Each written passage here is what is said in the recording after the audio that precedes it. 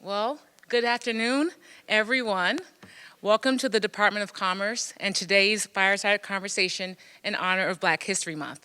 It is a joy to introduce three Black men that exemplify excellence, leadership, and service. I am Kylie Patterson, and I have the pleasure of working with each of them as the Senior Advisor for Opportunity and Inclusion for CHIPS, America's historic investment to supercharge semiconductor manufacturing in the United States. First, I would like to introduce the 19th Deputy Secretary of Commerce, Don Cravins, who will moderate today's conversation. Deputy Secretary Cravins serves as the Chief Operating Officer of the department and is responsible for the day-to-day management of the department's $11.7 billion budget, 12 operating units, and over 46,000 employees. He is joined by the first Undersecretary of Commerce for Minority Business Development, Don Cravins. Undersecretary Cravins leads the Minority Business Development Agency, serving America's 9.2 million minority-owned businesses who are among the fastest growing and innovative firms in America. Finally, our special guest, Mr. Ron Busby Sr., President and CEO of the U.S. Black Chambers Incorporated, will round out this esteemed panel.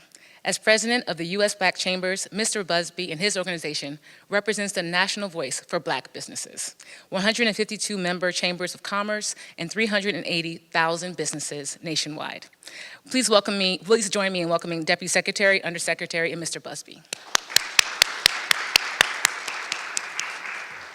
As we celebrate Black History Month, we must recognize those who came before, including historical figures such as Madam C.J. Walker, America's first self-made female millionaire, Reginald F. Lewis, the first Black American to build a billion-dollar company, and the countless others who have built job-creating and family-sustaining businesses. The nation is better because of these entrepreneurs and business owners.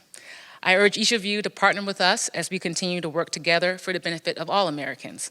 I will now turn it over to Deputy Secretary Cravins to provide opening remarks and moderate the discussion. Thank you.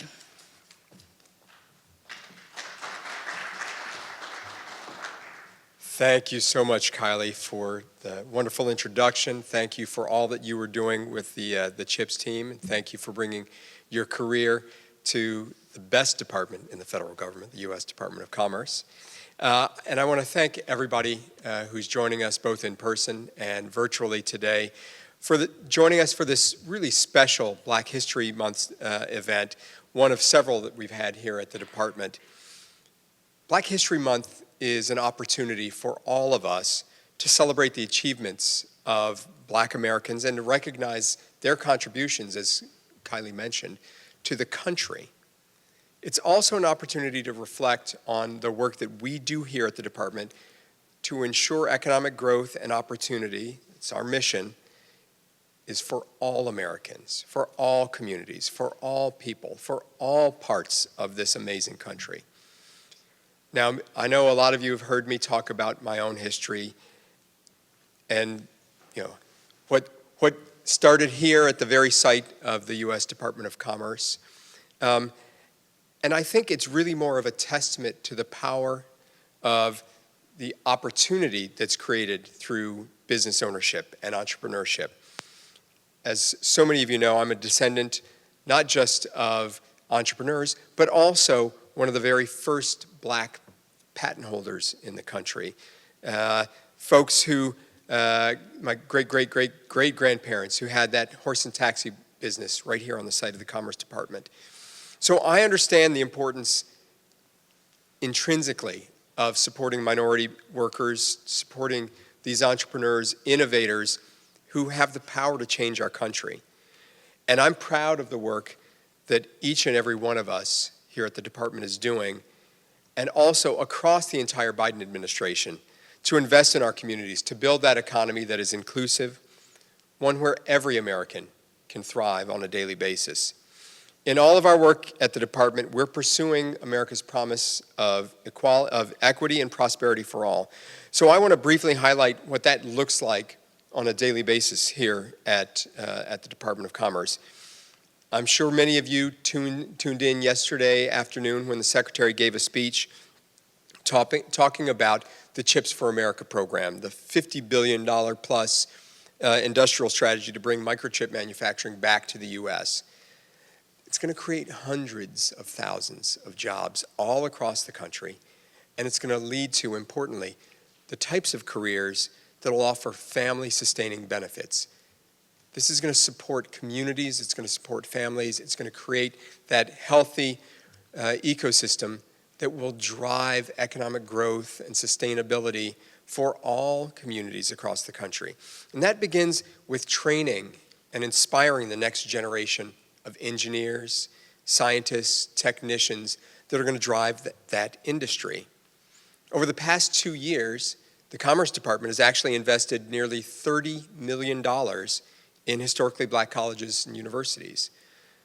It's really been focused on increasing diversity in our STEM workforce all across the country, promoting entrepreneurship and expanding internet access. We're also soon going to be rolling out this $50 billion, not on chips, but $50 billion for high-speed internet. Many of you have heard me talk about this before.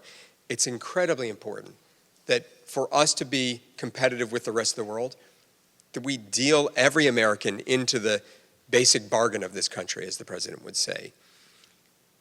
We've been providing funding for digital inclusion efforts to promote the types of supports that folks will need to be able to utilize the high-speed internet that we're going to provide for every family, every household, every street, every business in the country, so that they can take advantage of these broadband connections and sell their goods, sell their ideas, not just in their own community, not just across this country, but around the world.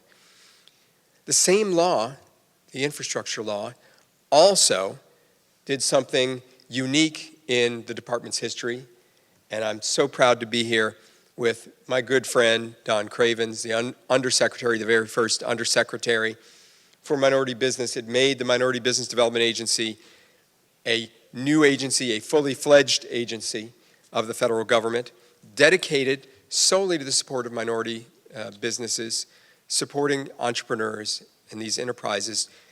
It made it a permanent part of the federal government.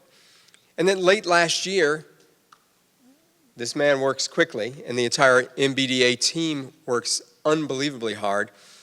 They were able to launch the Capital Readiness Program. That's, $93.5 million, almost $100 million program. The largest program of its kind in the history of the Commerce Department that's going to help minority and other underserved entrepreneurs launch and scale their businesses by building an ecosystem that will support those businesses. At the U.S. Patent and Trademark Office, you heard me talk about patents, and maybe some of you saw something about Henry Baker and the work that he did to uplift so many minority entrepreneurs. The Patent and Trademark Office and the Council on Inclusive Innovation is expanding the scope of the innovation ecosystem to reach all these communities that have been left behind in the past. And last summer, the Economic Development Administration, EDA, announced 32 awardees of the $500 million Good Jobs Challenge funded by the American Rescue Plan.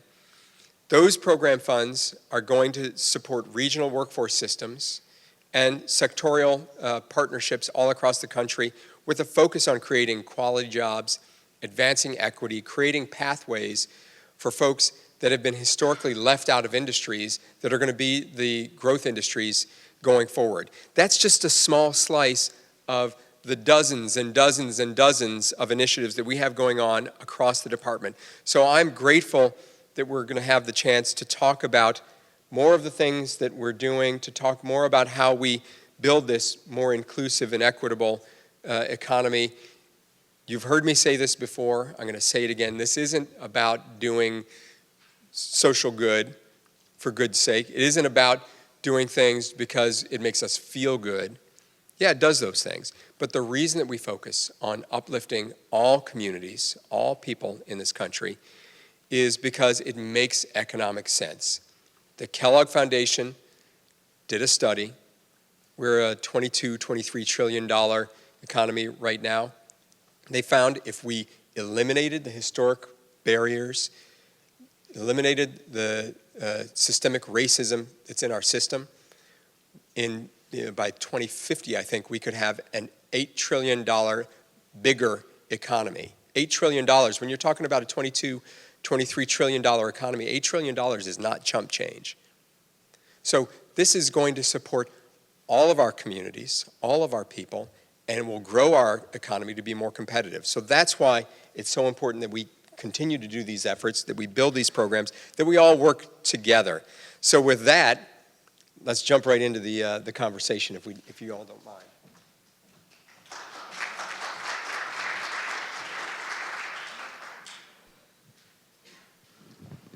Cisco, you okay? Yes. Okay, there we go.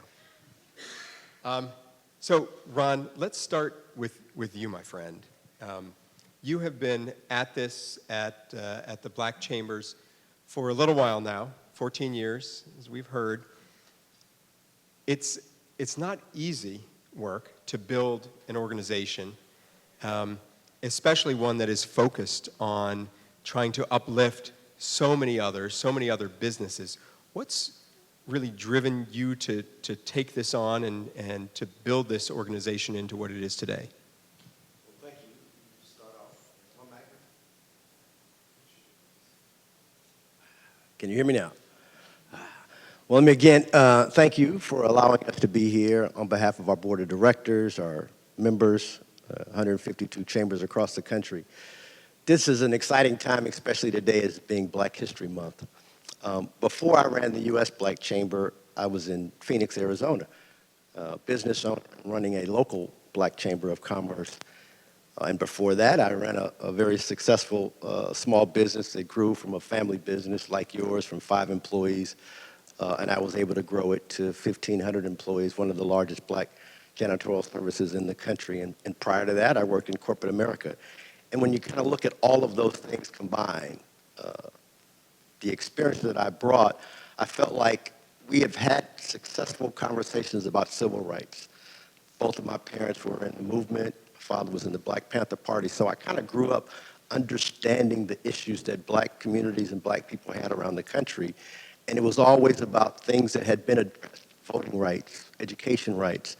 But we very seldom talked about the economic conditions of Black people and Black communities. And when you really look at our history, it could have been changed had we had those opportunities that you discussed in the past.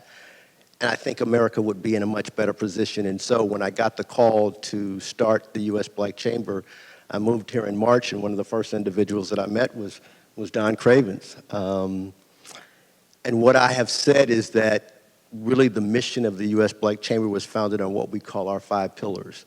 And I think those are the issues that Black people and Black businesses have and face each and every day. Advocacy, making sure that we're creating good policies that you discussed this afternoon. Access to capital, again, the number 1, 2, and 3 concern for Black-owned businesses, and hopefully we'll have an opportunity to talk about that. I think a lot of contracting opportunities and customers, entrepreneurial training, but I think we have had conversations about technical assistance and mentoring for so long. I think it's now about, okay, how do we move the needle? And I think it really is around chamber development. When we began the U.S. Black Chamber in 2009, we really had 6 chamber members, and today we have over 150. And I think as we collectively talk about an economic agenda for Black America, I think you will continue to see our communities and our businesses grow. Thanks so much, Ron. Just to build off of that, let me go to the Undersecretary. Don, you and I have been friends for a while as well, just like you have been with Ron. And I know your pathway here, but I think it's a very similar type of thing that you heard from Ron, and that so many Americans also experience. A long career in public service, private sector. You served in the nonprofit sector. You've served our country in the military. You were one of the few Black chiefs of staff in the Senate. You're not calling me old, are you? You just had a lot of jobs. A lot of jobs. What? It's a a career that has had many stops. I won't say it's a long career. Many stops. How does that help to inform the decisions that you make on a daily basis in the work that you do to support so many folks who are facing these same sets of challenges? Well, first of all, let me thank you, sir. My good friend Don Cravins, who I'm just so honored to serve with, and I want to thank you and your team and Secretary Raimondo's team and our department for even having this discussion. This means so much to your African American employees and to all of your employees that we take this time to honor our culture, our history, and we don't just do it for us, but we do it for all of our men and women and the folks who work in our department. But it means so much, and I want to thank you for your leadership in doing that. Ron, it is such a great pleasure to be with you on this dais, and just thank you for your leadership in the country and what you do. I'm on the Don Ron show, and I like that. Don, thanks for the question. Sounds like a 50s song. Yeah, Don Ron.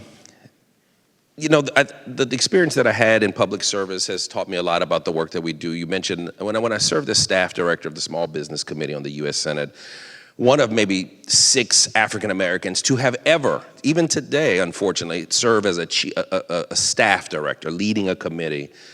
It gave me an opportunity to see the policy side of small business. And as you know, many of our minority businesses are small businesses, not all of them, but many of them are. And so that gave me an opportunity to see it from a federal standpoint, and that absolutely still informs my work.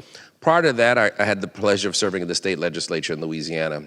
And I served at some very difficult times during Hurricanes Katrina and Rita. And I represented rural businesses and small businesses and minority businesses. And I saw the resiliency of those businesses. But I saw that those businesses, because, as Ron said, they had been neglected and deprived for so many years, they struggled to rebound. Many of them did not rebound. And that informed a lot of who I am today. I remember that. But if I have to point to one fact I think that really informs the work I do and the way I try to lead my wonderful team at the Minority Business Development Agency, it really is the family part of it. You talked about your great-great-great-great-grandparents who were here. For me, it was my parents. Still own a small business in Southwest Louisiana. I remember those nights struggling at the dinner table, wondering if they were going to be able to make the next payroll. But they worked so hard. And as a result of their entrepreneurship, as the result of their entrepreneurial ways, I've been able to have just a great life and with my siblings. That is what informs me. I remember when my parents started our Black Chamber in Lafayette, Louisiana. And they started it with their friends and colleagues because they just needed a place to go and sometimes cry and laugh and have people talk to them about their issues and to support their businesses. And that is what informs me. When I drive up to this beautiful building each and every day and I get a chance to think about, now, what am I going to do today? What I really take in my heart, and the political stuff is great, the policy stuff is great, I'm bringing that in my heart, that those family experiences. I want to see more Don seniors and Patricia Cravinses have an opportunity to thrive, have an opportunity to succeed. When it comes to entrepreneurship, our country was much better at the Olympic Games when we integrated our Olympic team. Our economy and our entrepreneurial ecosystem is still very segregated. And so what I always say is, if you really love America, you want to see us be the best country that we can be, the most competitive country we can be, we need a strong entrepreneurial ecosystem. And that is why I love the job that I do. And that's why I think about those people from back at home when I come. And that's what informs me. That is a great point. And I want to build off of some of the points that you made to talk about the challenge that we have of growing businesses to scale in underserved communities, particularly in minority communities, and even more particularly in the Black community. I know well, I have had failed businesses myself, trying to grow them to scale and not having the ability to do so. But Ron, this is what you do every single day of the year. You think about how we build Black businesses to scale. So can you help us understand what some of the barriers are to scaling for so many of these businesses? You know, 10 years ago, I would have said that the main characteristics of business owners that are facing right now is access to capital and access to contracts. And we've been beating that drum loudly for the last 10 years, and we've seen some movements. There were some challenges during COVID, like most communities. Our communities faced it really bad. The federal government did step in, along with some of our private companies as well. But I think we have to have a different conversation today. The years of us being able to start family businesses and grow them to scale have somewhat passed us by. I took over a family business that had 5 employees and grew it to 1,500. But I got there through one of the names that you mentioned in opening comments, which was Reginald Lewis. And if you looked at how he became a billionaire or had a billionaire firm, was not through the small business growth strategy, but it was really around mergers and acquisitions. And I think we in the Black community have to start looking at a different strategy of how we get to size and scale so that we can compete, so that we can get the capital needs that are necessary. And many of the contracts that we're seeing coming from both the public sector, talking about infrastructure opportunities, those are large contracts. From the private sector side as well, many of the corporations that we talk about usually will say, well, yeah, Ron, I do more business with Black firms. Usually 2 answers, if we could find them, if we could address that to the Black platform. But the other conversation is if they had size and scale. And that is a conversation that we have historically not talked about. And I think it's one in the future and currently that we're doing at the U.S. Black Chamber is saying, how can we bring 2 plus 2 and make 7? How can we bring multiple firms together to create a consortium to be able to go after some of the large contract opportunities? And I think that will move us at an elevated pace, accelerated pace to an elevated standpoint for Black businesses and communities across the country. That is a great point, Ron. I think we need to underscore that the learnings that we've had in recent years over the mechanisms for growing businesses to scale. Don, you were there back in the day because I remember when we were working on this together on the State Small Business Credit Initiative that was part of the Small Business Jobs Act of 2010. And fast forward to today, 13 years later, and it's interesting in my view, and I'd love to get your view on this, the ability to take something that was a theory, an idea, to get at some of the challenges that so many businesses face and turn it into a reality where you're actually delivering. So you've just recently launched the Capital Readiness Program, which is using part of the funds of the State Small Business Credit Initiative. I wonder if you could help us think about the scale part of this. What is that program doing to get at the issues that Ron just talked about? Well, thank you. Ron, you said something that I have really tried to hone in on as well. When we think of minority business in this country, it cannot always equal small. You talked about the scale, and Don's talking about that. And so what we have tried to change the whole narrative is not interchange those words, small and minority. Minority is a thing. Small business is a thing. Many minority businesses are small, but not all. And if we keep that mindset, we almost have a self-fulfilling prophecy that all of our minority businesses will follow a small business trajectory, and that doesn't necessarily have to be the key. And to your point, Mr. Deputy Secretary, the Capital Readiness Program is really designed to change that, to disrupt the system. We are going to be investing $90+ million to support and create, where necessary, a new network of business incubators and accelerators. Incubators for the smallest of the small businesses, those businesses that really need the startup. But Ron, as you know, startup today is not the same as it was 13 years ago with technology. We've got some young folks and some not so young people. Their startup is not start up the beauty salon, or not that anything's wrong with it, but their startup with a little help, sir, they can move up quickly, right? So we've got incubators that are going to help those folks. But we also want to work on these accelerators, these people who can take people to scale. And that is what this capital, the program, the Capital Readiness Program is really all about, is to get to those things you and I thought about 13 years ago, that if we help our minority businesses with some boots and some straps, they'll pull themselves up. But many of those neighborhoods, many of those entrepreneurs have never been given that opportunity. They've never been exposed to trade opportunities. They've never been exposed to credit. Many of our African-American entrepreneurs have no credit.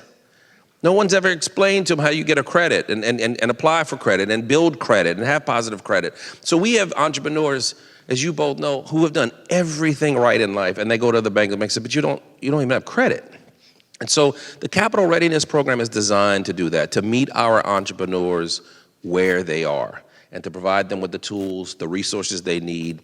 And we have to be able to do that across all sizes.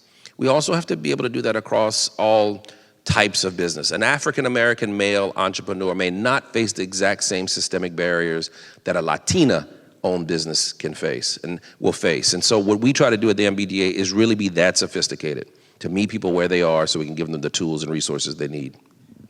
Don, if I could just go back to that, this program, and heck, even the MBDA is one piece of the puzzle, that it is a very complex ecosystem to support the growth of these businesses. And the federal government is a complex place. It's not easy to try and find the right door to go in or the right link or to talk to the right human. You might not even be able to get to a human some of the days. What advice would you give to a small business owner or a minority business owner that's looking to access any of these programs? Where do they start? How do they navigate the system? Because it is not, I know, and I'm here in the government in this seat. So if it's tough for me to try and navigate, what can a business owner do? They can go to their Chamber of Commerce. There you go. Great answer. And if you remember in my first comment, when I talked about what I take with me, what I remember my parents, they had those issues, Don. They didn't know where to go. They got a lot of no's. They saw their clientele leave to go across town. They got a lot of denials from big banks. They saw a lot of government programs leave them hanging. So they formed the Black Chamber of Commerce in Southwest Louisiana. So a good place to start is at your Chamber of Commerce. Another good place to go is one of our 88 equities at the Minority Business Development Agency. I mean, we are a new agency, but we've been around for 53 years. And so a lot of our equities, we talk about the Capital Readiness Program, which will absolutely support and build a new network, but I don't want to miss the opportunity of talking about the existing network that the Department of Commerce and Minority Business Development Agency has. We've got 41 business centers now in communities all across America who are doing this work. We've got our partners at the SBA. We've got our partners at the Department of Defense and the PTACs, the Procurement Technical Assistance Centers. There are resources out there. The best advice I can give you is find a trusted partner and don't take no for an answer. And don't stop. Keep researching. The other advice I give entrepreneurs is you never know it all. And if you get to the point where you think you know it all, you're going to fail. Even if you're going to one of our centers and you say, well, I already have my business up and running, and I've got an accountant, and I've got a lawyer. Go to our center because you just may meet a great network person who will expand your opportunities. And so I tell our entrepreneurs, today is at this point in our nation's history, we have to beat every bush, not take it no. We need to talk to one another, and we've got to depend on, and we've got to hold our government officials accountable. So Ron, you've heard a lot from us about what government can do, but at its best, the United States is a place where the private sector out-innovates, out-competes, beats the rest of the world. The problem is that there are sometimes too many barriers, or in economic parlance, market inefficiencies, let's say, to being able to do what we do best. What would you say are the best ways of getting around those market inefficiencies, and where are we missing opportunities as a government or as a country to try and find new pathways to support those people who have unbelievably good ideas around the country but just don't know where to go or how to turn or take that idea into a reality? Well, both of you guys said something I thought was extremely important. Don differentiated between minority and small. And so often those conversations need to happen. But it's Black History Month, and I'm the president of the Black Chamber of Commerce, and so I have a different take, and I say we have to be more intentional about meeting the businesses and who they are with what they need. And so often the federal government paints this broad brush of minority programs and minority-owned businesses.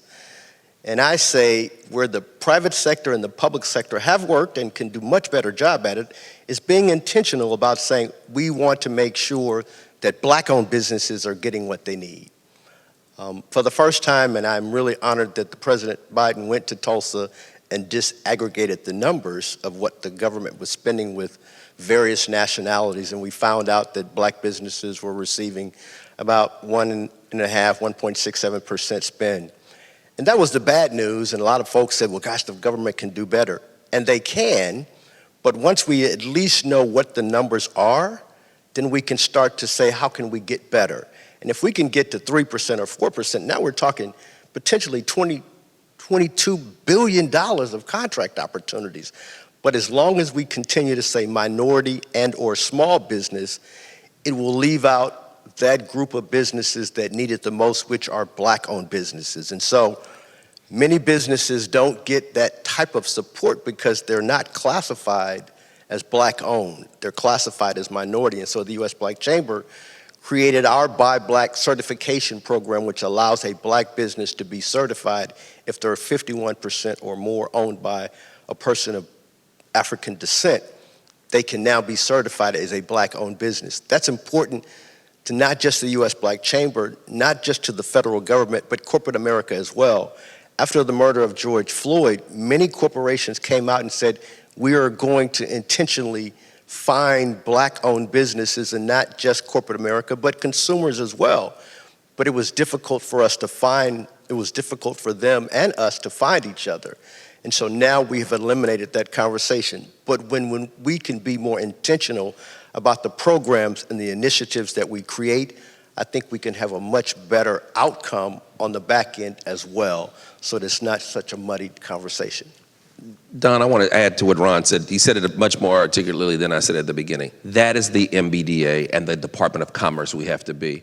I think for so long in the minority community, if you said we're going to do this for Black-owned businesses, maybe some of our other minority communities felt like, well, then they must not be paying attention to us if they're only focused on. It can be all of that. That's why the data and the research is so important, so that you'll see the MBDA, when we talk about our Black-owned businesses, it's not because we're favoring, we have to prescribe tools and solutions for those businesses that they need and deserve. We're also gonna look at our Latino-owned businesses. Exactly. And we're gonna prescribe the issues, and we're gonna find a solution that works for them, and our Asian-owned business, and our indigenous-owned businesses. We have got to be that much of an intentional agency, to Ron's point, that we can look at the different groups of the minority populations, of the founders of color, and we can find and prescribe solutions for all of them. It's not a one-size-fits-all. That is what equity is all about. That's what the president said on day one. He said it last week. Exactly. And that is why MBDA is the equity agency. I'm gonna throw my plug in. I love that, the intentionality. And you know, it's something that we're doing all across the department. I think about those bureaus that had never historically thought about these types of issues. International Trade Administration, the work that Deputy Undersecretary Diane Farrell is leading. Yes. She's my co-chair on the Equity Council.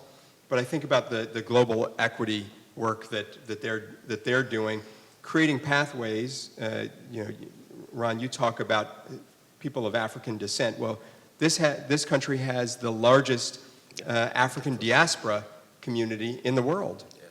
And we as a country haven't done what we've needed to do to take advantage of the diaspora community, as not just to create opportunities for that community, but to open up pathways for trade and export to the continent. Same thing goes for the Indo-Pacific and Latin America, so many places around the country where if we were more intentional, we could be doing that.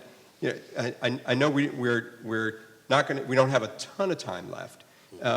But Ron, if you had your greatest wish for something that the government could do or the private sector could do to support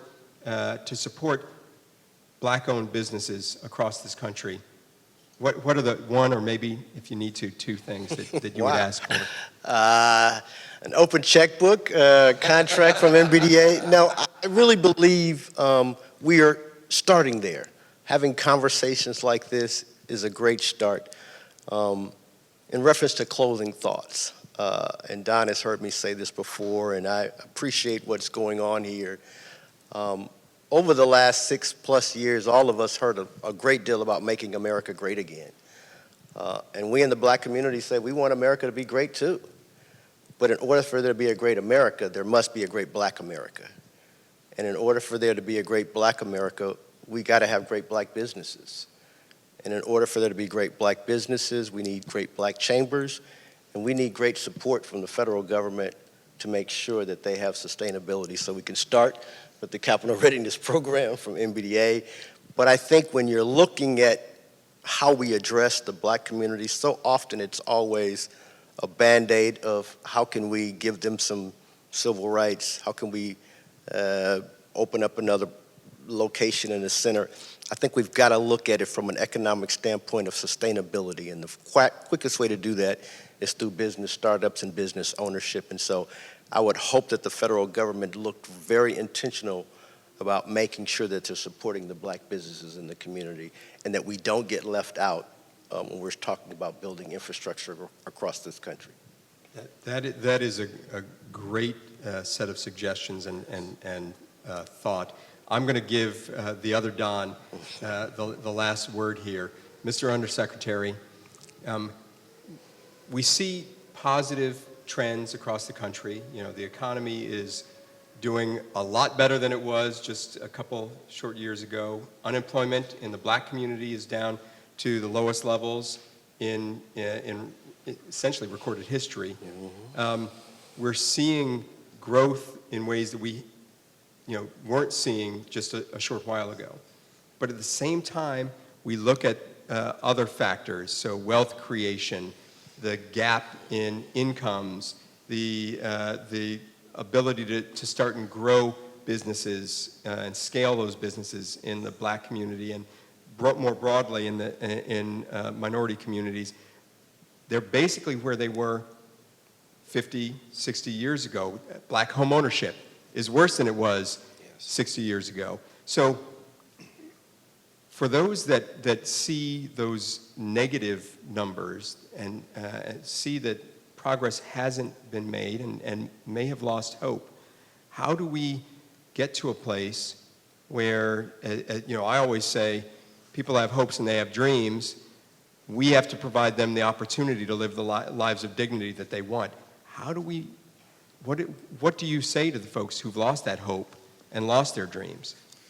It is the question that I get all the time, right? And it's the question that those of us who have been in the game for some decades, people ask us all the time, why is today different? Why is today different? And what I have been saying to my family, what I've been saying to my friends, and what I've been saying to the people I serve, today is different because we're living in a very different country. George Floyd, the murder of George Floyd, opened our generation's eyes to things, we Gen Xers, the quiet generation, to things that we should have been open to in the past. When we were sitting at home during the pandemic, watching all of this unfold, and watching young people of all makes and models say, no more, no more. We had to even wake up and say, I cannot continue to just tell my child things are the way they are because that's just the way they've always been. This president, this administration has made equity its North Star. And when I talk to my family, when I talk to friends and they say, why is this different? I say, because we've never had this type of opportunity before, Mr. Deputy Secretary, Mr. President. We've never invested over $2 trillion in our neighborhoods. Whitney Young and Dr. King, when he was murdered, he was talking about economic justice. Whitney Young called for the domestic Marshall Plan. When will America ever invest in its own neighborhoods? We're doing it now.